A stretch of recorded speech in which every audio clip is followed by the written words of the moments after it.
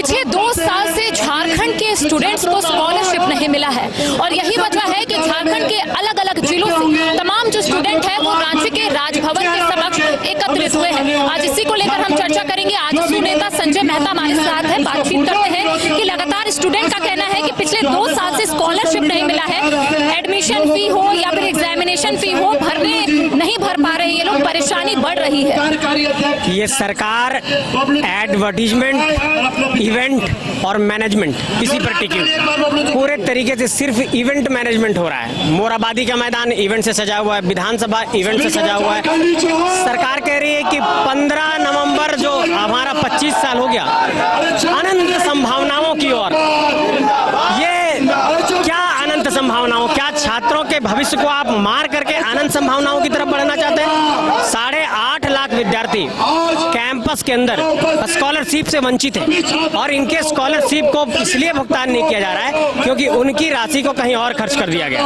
और उपयोगिता प्रमाण पत्र जो है, यूटिलाइजेशन सर्टिफिकेट जो है, वो ये सेंट्रल को नहीं दे रहे हैं। तो सेंट्रल अपना हिस्सा तभी रिलीज करता है जब आप उपयोगिता प्रमाण पत्र देते हैं। ये उपयोगिता प्रमाण पत्र देंगे कहां से? छात्रवृत्ति का पैसा कहीं और खर्च कर दिया। अब 8.5 लाख अभ्यर्थी परेशान हैं। हम लोगों ने उपायुक्त को, कल्याण आयुक्त को, कल्याण मंत्री को, सीएम को, राजभवन को, सबको लिखा, नहीं माने। पॉजिटिव रिस्पांस कहीं से नहीं आ रहा है, नहीं मिला। सब यही कहे हमारे पास बजट नहीं है। कल्याण पदाधिकारी ने कहा बजट नहीं है, डीसी ने कहा बजट नहीं है, कल्याण मंत्री ने कहा बजट नहीं है, हम पैसे कहां से दें? तो मेरा कहना है कि 25 सालों के इतिहास में छात्रों को अगर स्कॉलरशिप मिलता आ रहा था तो इस बार बजट कैसे गड़बड़ाया? क्या आपका फाइनेंशियल मैनेजमेंट सही नहीं है? तो इसके लिए छात्र कैसे रिस्पॉन्सिबल हुआ? राज्य सरकार की तरफ से कहा जाता है कि केंद्र सरकार की तरफ से सहयोग नहीं मिलता है, जिस वजह से झारखंड के कई लोग योजना से वंचित हो जाते हैं। कितने सहमत है इस बयान से? अपना चेहरा चमकाने राज्य सरकार पूरे तरीके से प्रचार में लगी हुई है। राज्य सरकार को किसी के हितों का इंतजाम, मतलब एक तरीके से कह सकते हैं कि वो संवेदनशील नहीं है, किसी के हित का ख्याल नहीं है। मैं गिनाना चाहता हूँ, शिक्षकों की नियुक्ति का मसला लटक गया, 26,001। 10 लाख रोजगार देने की बात नहीं दे पाए। 4,88,000 पद थे, उसमें आपने कहा कि 3,60,000 पद हैं, तो उसमें लगभग 1,60,000 पद खाली हैं। जो संविदा पर हैं उनको आप नियमित नहीं किए। आपने आउटसोर्सिंग में नियुक्ति नहीं दी, आपने निजी क्षेत्र में आरक्षण नहीं दिया, ओबीसी में आरक्षण नहीं दिया, ओबीसी को 27% रिजर्वेशन नहीं दिया, स्कॉलरशिप नहीं दिया। तो आप किस मोर्चे पर सफल है? कई जिला शून्य भी हो गया है, कई जिला शून्य भी हो गया है। जी जी जी, तो वही हम कहना चाहते हैं कि क्या सरकार सिर्फ प्रचार पर रहना चाहती है? और ये जो स्टूडेंट है, मतलब हम लोग तो मान लिया पॉलिटिकल पार्टी से हैं, तो ये आरोप लगाया जा सकता है कि ये पॉलिटिकली प्रायोजित है। लेकिन जब आप यूनिफॉर्म में स्टूडेंट्स को देखेंगे, ये जो आपको दिखाई पड़ रहे ये जो स्टूडेंट्स हैं, ये स्वतः स्फूर्त आए हैं, ये अलग अलग कॉलेजों से आए हैं। अभी मेरा दूसरा सवाल यही था कि ये तो लगातार फिर उठाए जाएंगे सवाल कि आजसू की तरफ से ये प्रायोजित कार्यक्रम है, ये प्रोटेस्ट आजसू की तरफ से किया जा रहा है।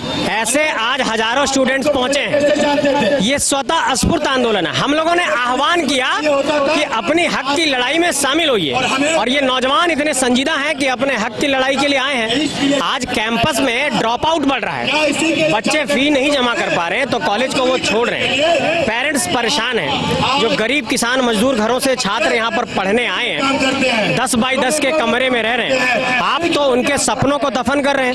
वो सपना पाल रहा है कि हम यहाँ पर जो पोस्ट मैट्रिक स्कॉलरशिप मिलेगा तो हम परीक्षा को, पढ़ाई को जारी रखेंगे, लेकिन आज इनका सेशन भी लेट हो रहा है। तो हमारा कहना ये कोई प्रायोजित आंदोलन नहीं है। हम लोगों ने आह्वान जरूर किया, लोग जुड़ते चले गए, लोगों ने कहा नहीं हम लोग भी जाएंगे, हमारे हक की बात, तो लोग आए हैं। ये बताइए कि सिर्फ ओबीसी स्टूडेंट को नहीं मिला है या फिर ST SC स्टूडेंट को भी नहीं मिला है, या फिर कोई स्पेसिफिक स्टूडेंट को स्कॉलरशिप मिला है, क्या है पूरा मामला? ओबीसी के अधिकांश स्टूडेंट्स को नहीं मिल पाया है और एससी के भी कुछ छात्रों को नहीं मिला है, लेकिन ओबीसी के अधिकांश छात्र वंचित हैं। ओबीसी का हक मारने के लिए सरकार जानी जाती है। 27% रिजर्वेशन नहीं दे रहे हैं, नौकरियों में भी नहीं दे रहे हैं।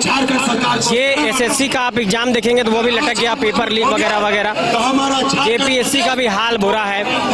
झारखंड के अंदर जो संविदा पर नियुक्तियां हो रही हैं, आउटसोर्सिंग पर नियुक्तियां हो रही हैं, उसका भी हाल बुरा है। ये सरकार किसी भी तरीके से, पूरे तरीके से सिर्फ भ्रष्टाचार पर, अभी जो बाबूलाल मरांडी जी ने आरोप लगाया धनबाद के एसएसपी के संदर्भ में, ये किस बात को रेखांकित करता है कि एक पहले उन्होंने एक एग्जाम्पल दिया कि पहले एसपी की मिली भगत होती थी, उसको बिजनेसमैन पैसा पहुंचाते थे, अब एसपी उसको संचालित करा रहे हैं। और कई जगहों पर यह आरोप है कि एसपी पार्टनर है अवैध कोयला के कारोबार में। जिस तरीके से कोयलांचल शांति समिति की उन्होंने बात कही थी, कोयलांचल शांति सेना की, नाम के साथ वो उजागर कर रहे थे। हाँ बिल्कुल, तो ये कितना बड़ा आरोप है। जिस तरीके से अनुराग गुप्ता पर बाबूलाल जी ने आरोप लगाया, तो इन आरोपों की तो सरकार को जांच करनी चाहिए। पूरा सरकार भ्रष्ट, पूरे सीओ ऑफिस में करप्शन, जमीन के म्यूटेशन में आपको पैसे लगेंगे। अगर आप कहीं भी कोई काम कराने जा रहे हैं तो कोई भी बिना घुसखोरी के रिश्वत का काम नहीं होगा। एक फाइल आपका बिना रिश्वत के नहीं बढ़ेगा।